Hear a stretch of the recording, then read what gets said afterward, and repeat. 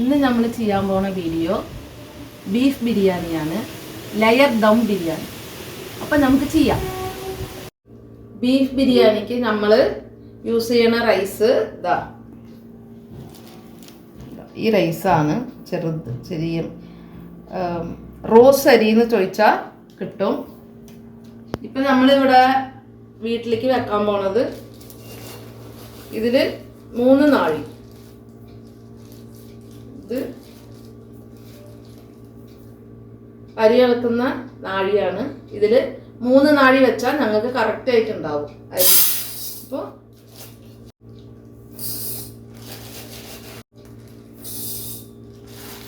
3 നാഴി അരിയും 3 നാഴി അരി നമുക്കിത് കഴുകി വൃത്തിയാക്കിയിട്ട് ഒരു 2 പ്രാവശ്യം കഴുകിയിട്ട് 3-ാമത്തെ പ്രാവശ്യം വെള്ളം ഒഴിച്ച് ഒരു 2-3 മിനിറ്റ് വെച്ചാൽ മതി. കുറച്ച് നേരം ഒന്ന് കുതിരാൻ വേണ്ടിയിട്ട്. പിന്നെ നല്ലോണം കഴുകിയിട്ട് വാർത്തെടുത്ത് വെക്കണം റൈസ്. 1 കിലോ ബീഫ് ഇത്ര പോകുന്ന പീസായിരിക്കണം, വലുത്. ഇത് തനിച്ച് നമ്മൾ കുക്കറിൽ വേവിക്കേണ്ടതാ. ലെയർ ബിരിയാണി എന്ന് പറയുമ്പോൾ നമ്മൾ റൈസ് തനിച്ചും മസാല തനിച്ചുമാണ് നമ്മൾ വെക്കേണ്ടത്. നമുക്ക് എങ്ങനെയെന്ന് നോക്കാം. ബീഫിന് മസാലയാക്കാൻ വേണ്ടിയിട്ട് ഇതാ ഇത്തിരി പാകത്തിന് മതി മുളക് പൊടി, കുറച്ച് മഞ്ഞൾപ്പൊടി, മല്ലിപ്പൊടി 1 സ്പൂണ്, പിന്നെ ഇഞ്ചിയും വെളുത്തുള്ളിയും അരച്ചത് 1 സ്പൂണ്, ഗരം മസാല 1 സ്പൂൺ, പാകത്തിന് ഉപ്പ് ഇടാം. കല്ലുപ്പാണ്, പാകത്തിന് ഉപ്പ് ഇട്ടു. ഇത് നമ്മളെല്ലാം കൂടി ഇങ്ങനെ ഇളക്കിയിട്ട് നല്ല ഇളക്കുക. പിന്നെ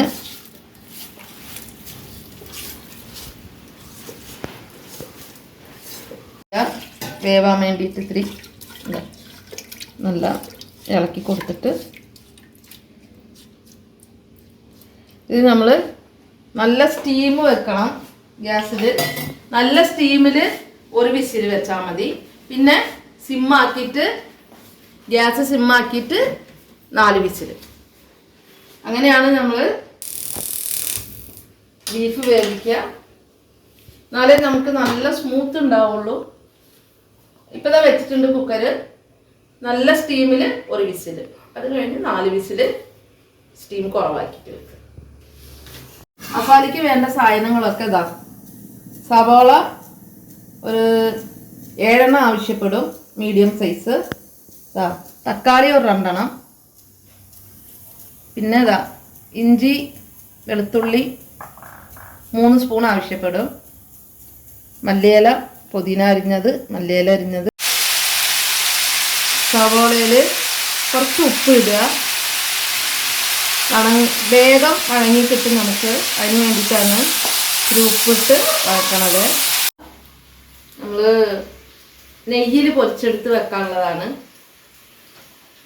അണ്ടിപ്പരിപ്പ് മുന്തിരിയൊക്കെ സവാളയൊക്കെ നെയ്യിൽ പൊരിച്ചെടുത്ത് തനിച്ച് വെക്കാനുള്ളതാണ്. ബിരിയാണിയിൽ മേലെ നമ്മൾ ഇട്ട് കൊടുക്കല്ലോ, അതിന് വേണ്ടിയിട്ട്.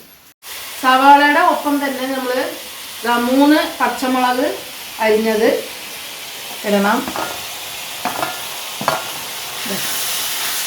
എന്നിട്ട് ഇളക്കി കഴിഞ്ഞാൽ നല്ലൊരു ടേസ്റ്റിന് വേണ്ടി ഒരു മണം കിട്ടും.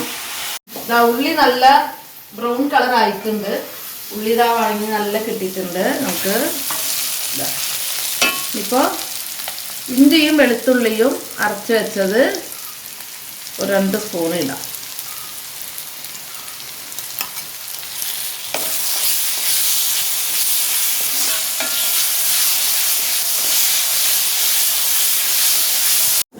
മസാലയ്ക്ക് വേണ്ട പൊടികളാണ്: മല്ലിപ്പൊടി 2 സ്പൂണ്, മുളക് പൊടി 1 സ്പൂണ്, മഞ്ഞൾപ്പൊടി 1 സ്പൂണ്, ഉപ്പ് പാകത്തിന്, ജീരകപ്പൊടി ചെറിയ 1 സ്പൂണ്, കുരുമുളക് പൊടി 1 സ്പൂണ്, ഇത് ഗരം മസാല പൊടി 2 സ്പൂണ്. അപ്പോൾ ഇതിനൊപ്പം തന്നെ തൈര് 1 ഗ്ലാസ്. ഇങ്ങനെ വഴങ്ങി കിട്ടിയിട്ടുണ്ട്. ഇത് നമുക്ക് പൊടികളിടാം.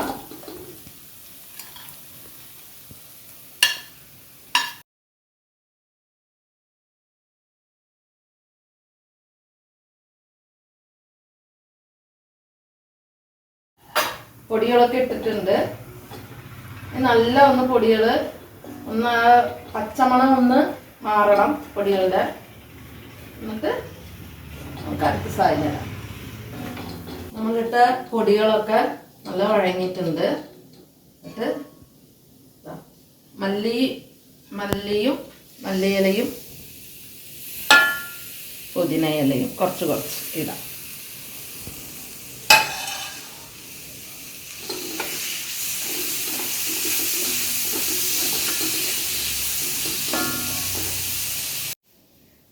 മല്ലിയും പുതിനയൊക്കെ നമ്മൾ ഇട്ടില്ലേ, അതാ നല്ല വണങ്ങി കിട്ടിയിട്ടുണ്ട്.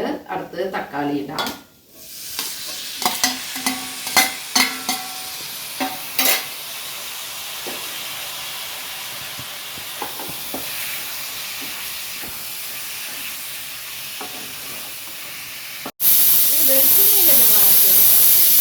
കുക്കർ തുറക്കാൻ പോവാണ്.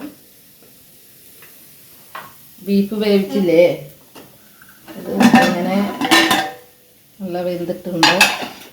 നല്ല സ്മൂത്തായിട്ടുണ്ട്. കണ്ടില്ലേ, വിണ്ട് വന്നിരിക്കും. കണ്ടില്ലേ, നല്ല ബലമില്ല. ഇതിൻ്റെ നമ്മളിപ്പോൾ ചെയ്തില്ലേ, ഇതെങ്ങനെ വേവിക്കണം എന്നുള്ളത് ഞാൻ പറഞ്ഞില്ലേ, അതിൻ്റെ ശരിക്കും പേരെന്താന്നാ സ്ലോ കുക്കിംഗ് എന്നാ പറയുക.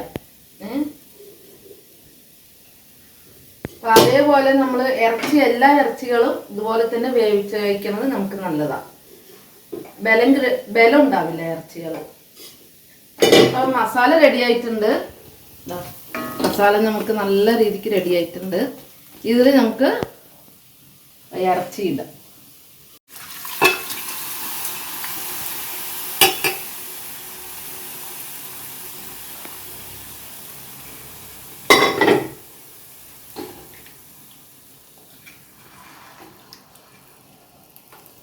മെല്ലെ ഇളക്കി കൊടുക്കണം, അല്ലെങ്കിൽ ഉടഞ്ഞു പോകും.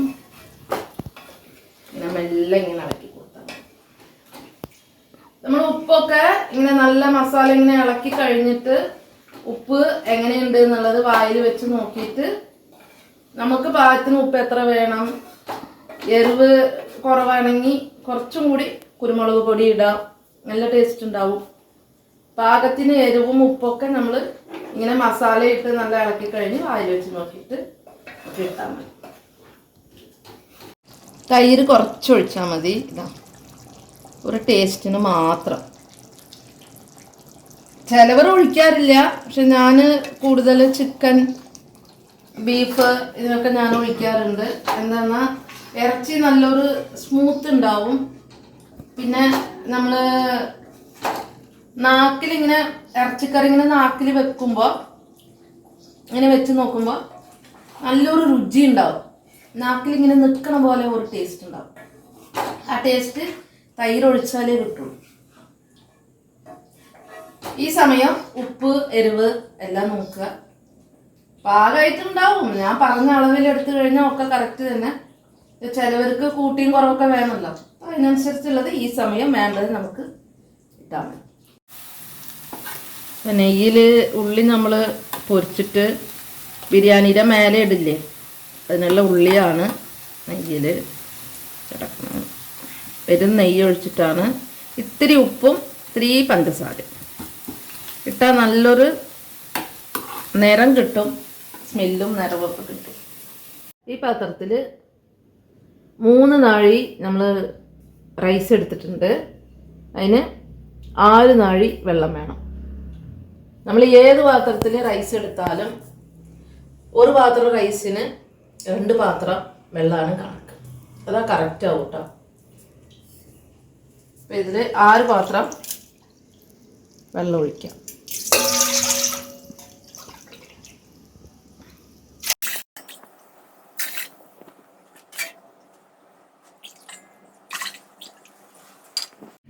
അത് നമ്മൾ റൈസിൽ ഇടാനുള്ളതാണ്.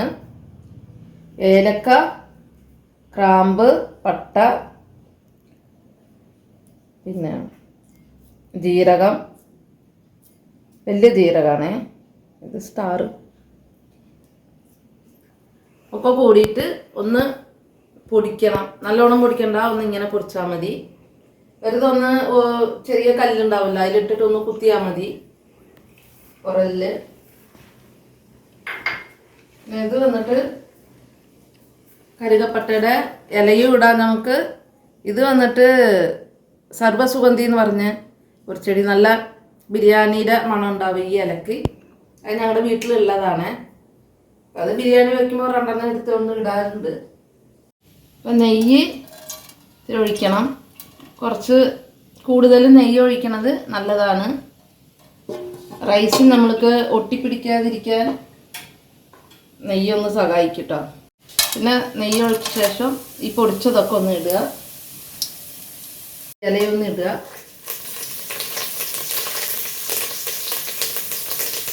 ഒന്നൊക്കെ പൊത്തിയ ശേഷം വെള്ളം ഒഴിച്ചു.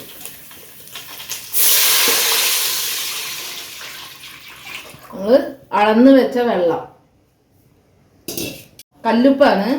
ഞാൻ ഇങ്ങനെ ഇട്ടാലേ എനിക്ക് കറക്റ്റ് അളവ് വരും. നമ്മുടെ അളവിന് ഉപ്പിട്ടാൽ മതി റൈസിന്. നമ്മൾ ബിരിയാണി റൈസ് വെക്കുമ്പോൾ എപ്പോഴും ഉപ്പ് ഒരു നുള്ള് കയറിയേ നിൽക്കണം, നല്ല ടേസ്റ്റ് ഉണ്ടാവുക ബിരിയാണി.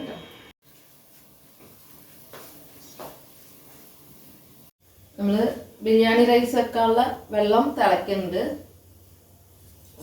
റൈസ് ഇടാം.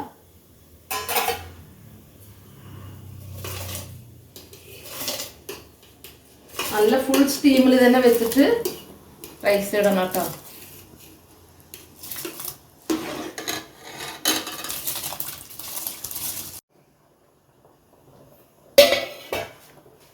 നല്ല തിളയ്ക്കണം, നല്ല ഫുൾ സ്റ്റീം ആക്കി വെക്കണം.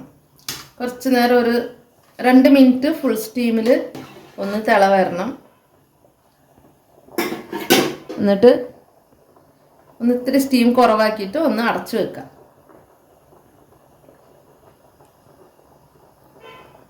വരുമ്പോൾ ഒന്ന് ഇളക്കി കൊടുത്തിട്ട് ഒന്ന് അടച്ചു വെച്ചാൽ മതി.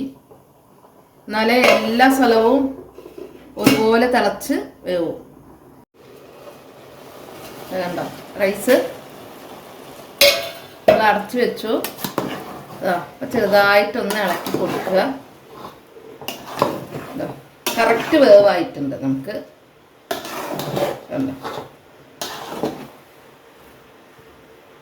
നീ ഒന്നും ചെയ്യണ്ട, ഇതിൽ തന്നെ പിന്നെ ഒന്ന് പ്രസ് ചെയ്ത് കൊടുത്തിട്ട് മൂടി വെച്ചാൽ മതി. ഇത്തിരി നേരം ഒന്ന് സ്റ്റവ് ഓഫാക്കുക. വെള്ളമൊക്കെ വറ്റി നമുക്ക് കറക്റ്റ് രീതിയിൽ കിട്ടിയിട്ടുണ്ട്. ഇങ്ങനെ എടുത്ത് നോക്കിയാൽ മതി.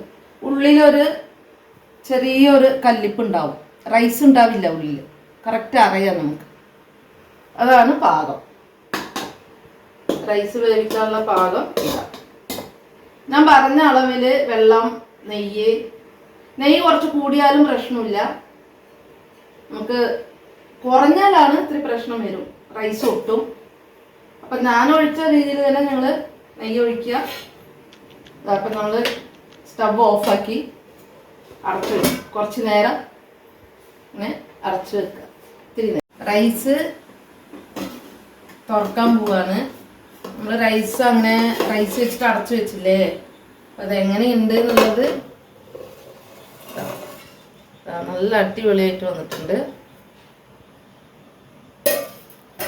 ഇതിലാണ് നമ്മൾ ലെയർ ഇടാൻ പോകുന്നത്. ഈ പാത്രത്തിൽ തന്നെ ലെയർ ഇട്ടാൽ മതി. ഇങ്ങനെ ഒന്ന് ഇളക്കി കൊടുത്തിട്ട് കുറച്ച് റൈസ് എടുത്ത് മാറ്റി വെക്കുക. പാത്രത്തിൽ മാറ്റി വെച്ചിട്ട് നമ്മൾ ഇടാൻ പോണത് ഒരു 3 ലെയറാണ്. ഇത്ര റൈസ് മതി. താഴെ ബാക്കിയൊക്കെ ഇതാ ഈ പാത്രത്തിൽ മാറ്റി വെച്ചിട്ടുണ്ട്. പിന്നെ നമ്മളിതാ കറി റെഡിയാക്കി വെച്ച കറി ഓരോരോ പീസായിട്ട് ഇങ്ങനെ എടുത്ത്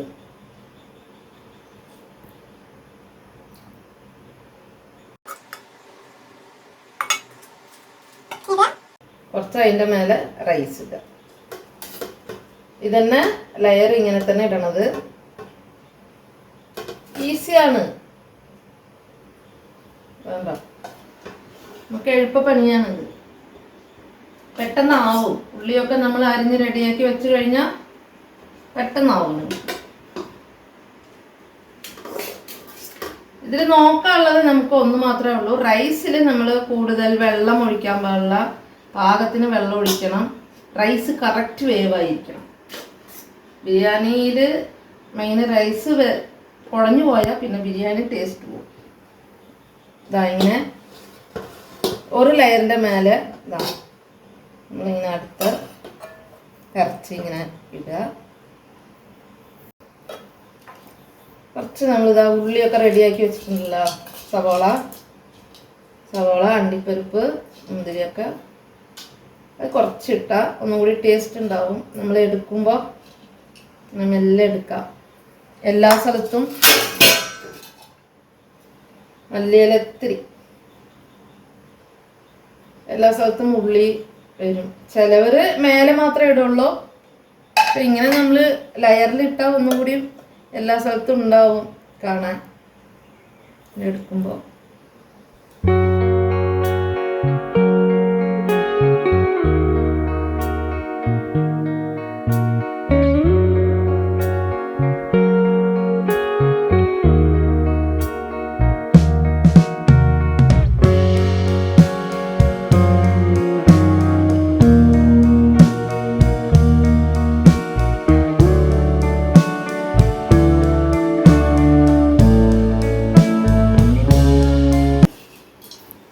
ഫൈനലായിട്ട് നമ്മൾ നെയ്യിൽ പൊരിച്ച് വെച്ച അണ്ടിപ്പരിപ്പ്, മുന്തിരി, സവാള ഇതൊക്കെ ഇങ്ങനെ ഇടുക.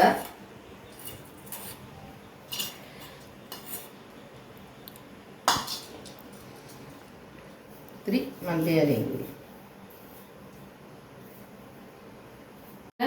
ദോശക്കല്ല്, കനമുള്ള ദോശക്കല്ല് ഉണ്ടാവുമല്ലോ, ഇരുമ്പ് കല്ലോ അല്ലെങ്കിൽ ഇണ്ടാലിയത്തിലോ എന്തെങ്കിലും ഉണ്ടാവുമല്ലോ നമ്മൾ. അപ്പം അത് നല്ല ചൂടാക്കുക. നല്ല സ്റ്റീം കൂട്ടി വെച്ചിട്ട് ചൂടായ പിന്നെ ഒരു നല്ല സ്റ്റീം കൂട്ടി വെക്കുക. പിന്നെ നമ്മുടെ ബിരിയാണി പാത്രം എടുത്ത് ഇങ്ങനെ വെച്ചിട്ട് ഒരു മിനിറ്റ് ഇത്തിരി സ്റ്റീമിൽ ഇരുന്നോട്ടെ, നല്ല സ്റ്റീമിൽ ഇരുന്നോട്ടെ. ഇതാ ഇല വെക്കുക. ഇതിൻ്റെ മേലെ ഇല വെക്കണത് വെള്ളം വീഴാതിരിക്കാനാണ്, ഇല്ലെങ്കിൽ റൈസിൽ വെള്ളം വീഴും. നമ്മളിങ്ങനെ വാഴയില വെക്കണ കാരണം ആ വെള്ളം റൈസിൽ വീഴില്ല. ഇങ്ങനെ അടച്ചു വെച്ചിട്ട് ഇതിൻ്റെ മേലെ നമ്മൾ വെയിറ്റ് എന്തെങ്കിലും വെച്ചാൽ മതി. വെയിറ്റ് എന്ന് പറഞ്ഞ് ഞാനിതാ വെക്കാൻ പോകുന്നത് നമ്മുടെ ഇടികല്ലാണ് കേട്ടോ. ഇങ്ങനെ വെച്ച് കഴിഞ്ഞാൽ നല്ല കനത്തിലവിടെ നിന്നു. ദോശക്കല്ല് സ്റ്റീമാക്കിയല്ലേ വെച്ചിരുന്ന്. ഒരു മിനിറ്റ് സ്റ്റീമിൽ പാത്രം വെച്ചാൽ മതി. പിന്നെ സിമ്മാക്കുക. ഈ സിമ്മിൽ തന്നെ അരമണിക്കൂർ ഇരിക്കണം ദമ്മിൽ. വിറകടുപ്പിൽ നമ്മൾ വെച്ചാൽ അതേപോലെ തന്നെ ദം ചെയ്ത് കഴിഞ്ഞാൽ അരമണിക്കൂർ, അതാണ് കണക്ക്. അതാ നമ്മൾ ദമ്മിൽ വെച്ചത് നമ്മുടെ ബിരിയാണി, ബീഫ് ബിരിയാണി എടുക്കാൻ പോവുക.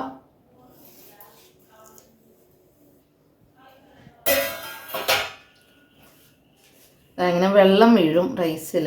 അതിന് വേണ്ടിയിട്ടാണ് നമ്മൾ ഈ ഇല വെക്കണത്.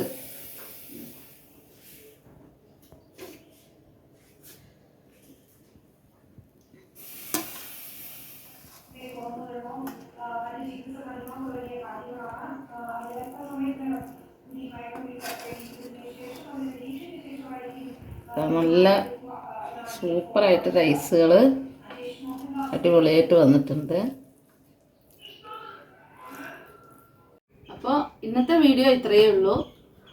നമ്മൾ സിമ്പിളായിട്ട് ഒരു ബീഫ് ബിരിയാണി എങ്ങനെ ചെയ്യണം എന്നുള്ളത് കാണിച്ചു കൊടുത്തു.